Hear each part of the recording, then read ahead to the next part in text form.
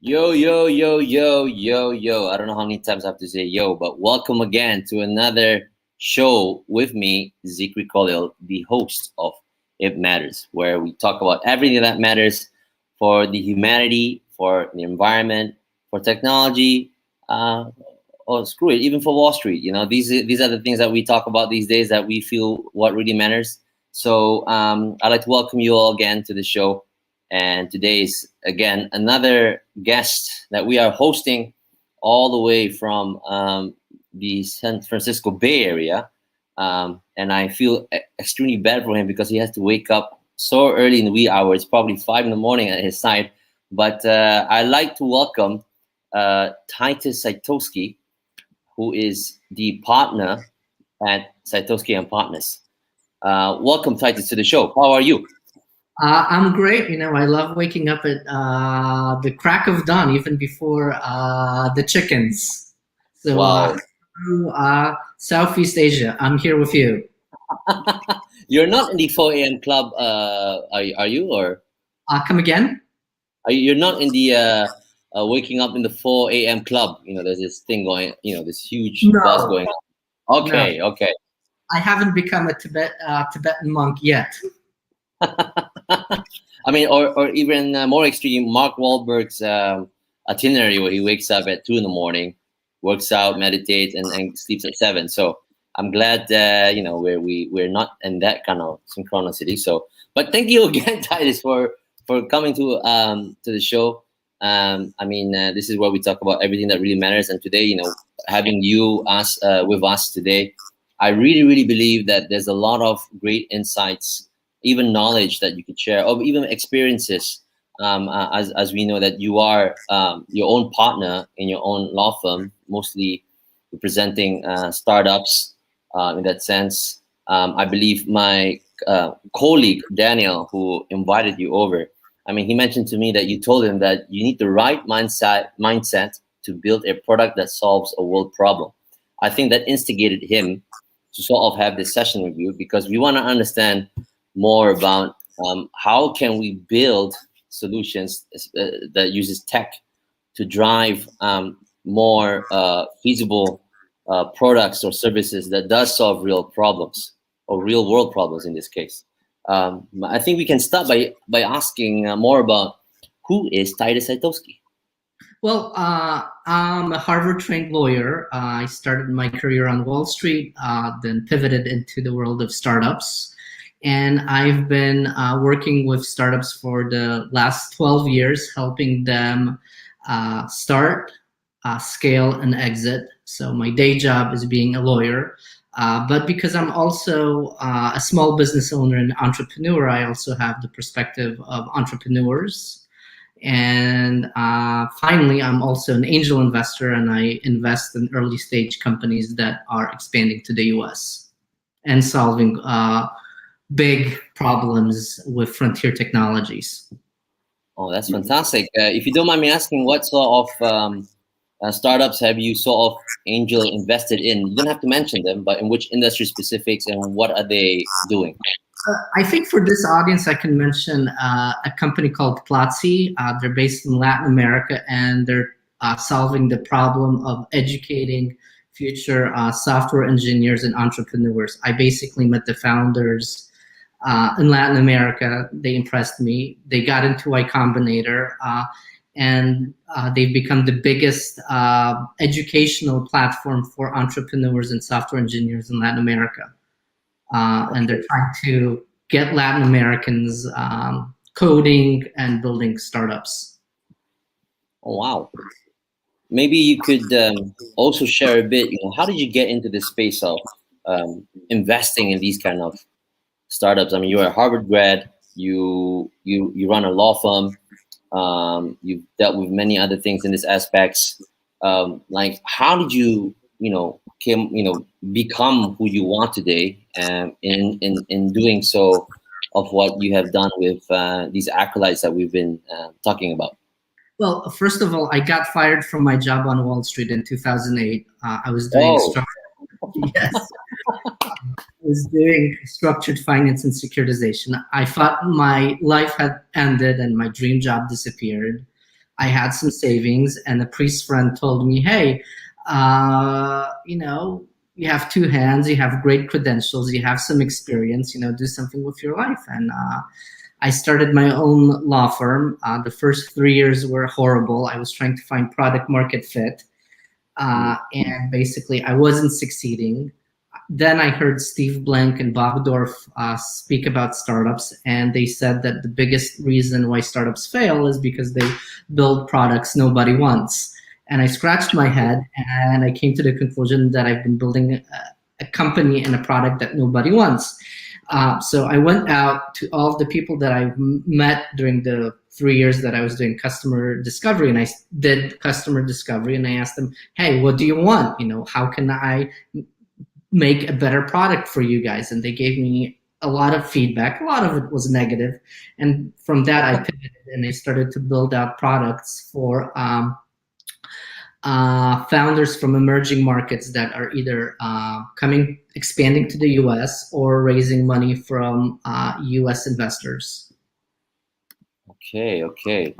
I mean, we've heard of that. We've gone through that phase many times. I think there was this huge, I don't know if you want to call it a fad, but a lot of people started investing in products or even prototypes or even ideas back in the late 2000s and early 2010s on just startups that just are not making any money.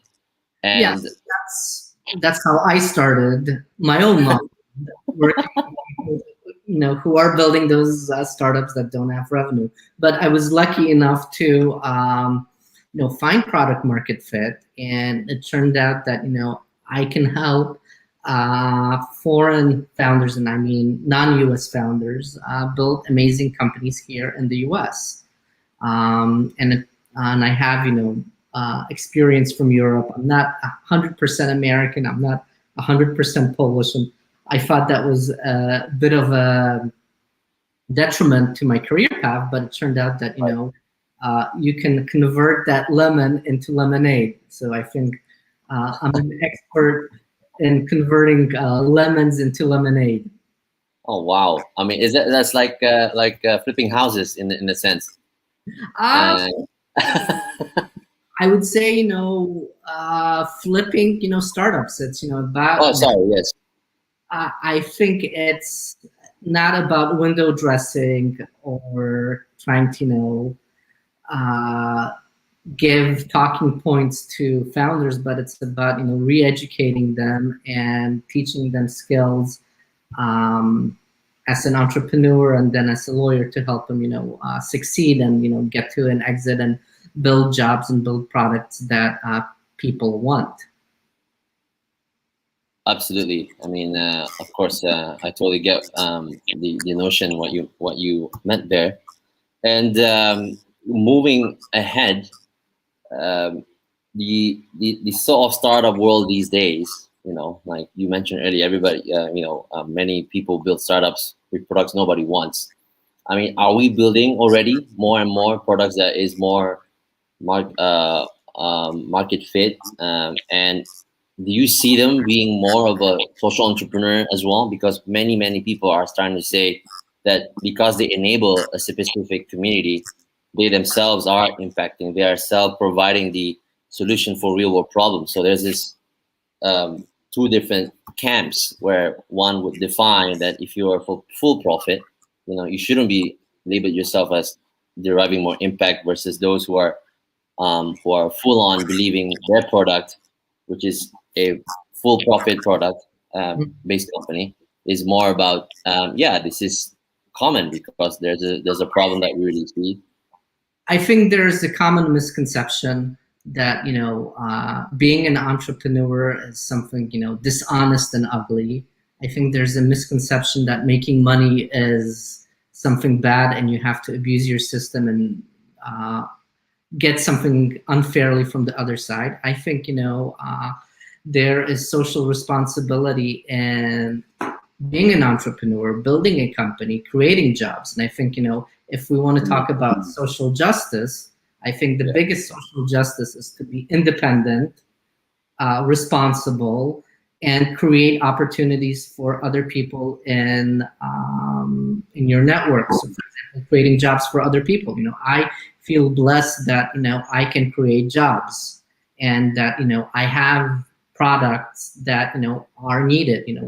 It's not that I've built something nobody wants and I'm hiring people because I have a subsidy from the government to do this. I have solving a real world problem, and it's a problem that people in Africa have, in Europe, in Latin America, and all these people want to connect to capital and technology, which is centralized in the US, and talent is dispersed globally. So this is, the problem I'm solving and trying to connect the dots. Got it. I mean, just like you said, I mean, everything's about connecting the dots in various aspects of their daily growth. I think a lot of people don't have the right access for them to grow. It's not just about having an idea and starting an idea that really matters, that will impact people, but it's about access as well.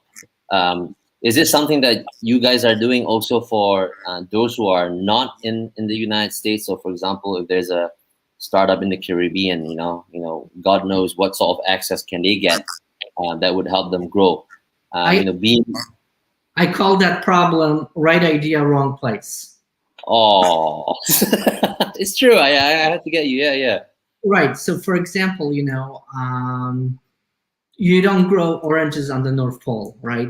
You can do it, but it's super complicated.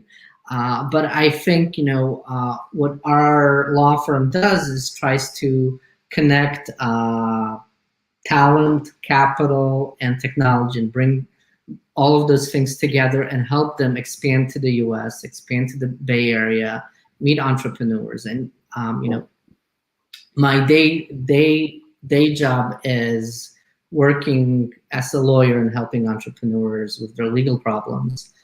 But on the other hand, I am socially responsible, and I've started a scholarship for law students at Stanford. I'm also helping entrepreneurs get into YC, and I have a Y Combinator mentorship program for folks from Central and Eastern Europe. But I'm more than happy to open it to people from other regions to help them get into YC. So I think we can help everyone, and I think it's all about helping each other out. I mean, the values of, I think, the Bay Area, which consists of three things: build community, it matters, right? Yeah. Right. Not only networking, but making friends, right? And then the third principle I think that is important for it matters is building true friendships, right? And you're in it for the profit, but you also want to be friendly with people. No, absolutely. I mean, that's the spirit, I believe, with that kind of attitude on trying to give, not the basically you're enabling the people like who are not able to get to where they need to be. I mean, it's the first time I think the last thing that I forgot to mention is pay it forward. It's a very Bay Area concept, and it's so different from maybe Southeast Asian culture, or I can speak for European culture, but paying it forward means I give something for free in the beginning, and I don't expect anything in return. And it's very, I would say, not of this world, where we're accustomed to charging for things and everything is transactional. So I think if you have that pay it forward mentality and you practice it on a daily basis, I think that's where the magic happens. I totally agree with you. Paying forward model, it works the same here. It's just slightly different. I think in some countries like Singapore, if you give them something for free, they'll ask you why is it free. So it depends on which part of the world we are trying to define paying it. What is paid forward. But I think I can speak on behalf of Southeast Asian countries. This is more towards kindness. It's more about giving and not having anything in return, and it is very strong in the sense that it does not tie in any way with with commercial related transactions or with the benefit of the company. So I think that's where they draw the line. So some companies will open a foundation or being more that's they're paying for it. But within a business model, that's what interests me and many of the social entrepreneurs in Southeast Asia, because there is some of concept where you have that Tom's model that was so popular 10, 12 years ago. You're seeing that being replicated everywhere. But has there been any interesting business ideas or startups that you have come across through your law firm, where you're helping, where you believe that this is the one, or here's a few ones that you really believe could solve some of the real world problems, which is X, Y, or Z? So when I started, I thought it was Internet of Things and connecting devices so they can work like the internet. I was a big believer in that, smart watches, smart devices. But I think, with all predictions and futuristic stuff, a lot of it isn't, doesn't come to fruition. So I think it's okay for the predictions not to come to life. And I'm trying to think if there's someone I can speak of, people who inspired me, because I'm a big believer in founders. But in terms of products, they're very technical. So okay. I'm going to pass on that question. No worries, mate. No worries. But for a lot of people who are scared to approach lawyers or law firms, because I believe they're essential to your day-to-day business. But a lot of the people in this region, people don't really look at entities like yours as a way to enable them, unless when they're in a very constrained situation, and that's always a last minute thing. So that's literally the cultural mentality here. And I was hoping that for those who are watching, mostly who are in Southeast Asia, they would like to know more. Why is it important for me as a startup with a who's either very apprehensive or just want to be very, very protective of my idea? Let's just make it as simple as possible. How could you tell these people or educate them that it is equally as important to have some an entity like yours to help them, because it will definitely help them towards where they need to be? What would you say to them, for those who are naysayers in that sense? It's a fact that entrepreneurs and founders are underserved by the legal profession. There's no doubt about it. And it's also true here in America. Most law firms are not friendly to entrepreneurs and people who are creatives. But there's a new class of legal outfits and teams and law firms that are trying to help. So as lawyers, we don't sell templates. We sell experience and knowledge. And this knowledge and experience can help you build a company, scale it up, and exit. And along this trajectory of starting, building, and exiting, you can make a lot of mistakes. And I think, doing it yourself or trying to go for the head fake might work for serial entrepreneurs and folks who have done it, but for regular entrepreneurs or first-time founders, they need assistance of lawyers. And I think if the price point is an issue, the price point should never be an issue for an entrepreneur. You can always find a lawyer who will defer payments or will do friends and family rates to help you out. And I think legal should not be the obstacle for someone building an amazing company. And how would you change that perception? This is definitely a perception that even I perceived in the beginning. Going to when you draft a contract with an investor, you have no idea what what these clauses are, and they're in pages after pages. So you rely on your friend who's a lawyer, and he's. I would, try to find a lawyer in your country that does startups. and who is an entrepreneur, not a salaried employee. One of the biggest success stories in my network is a company called UiPath.